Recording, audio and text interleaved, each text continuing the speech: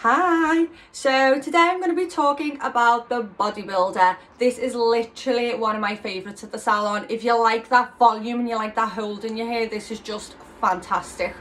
So you can use it a couple of ways. You have people that like to use it like a traditional foam, where they put it into the hand first, let it expand and then run it through root to tip.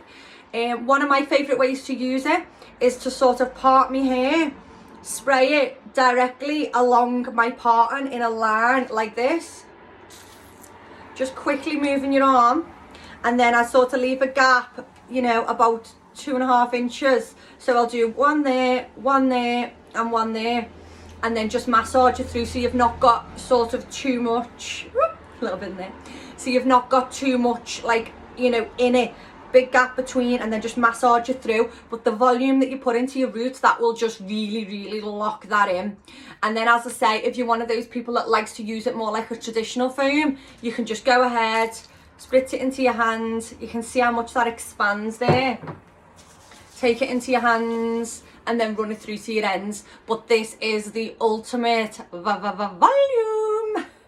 Hope you love it as much as we do.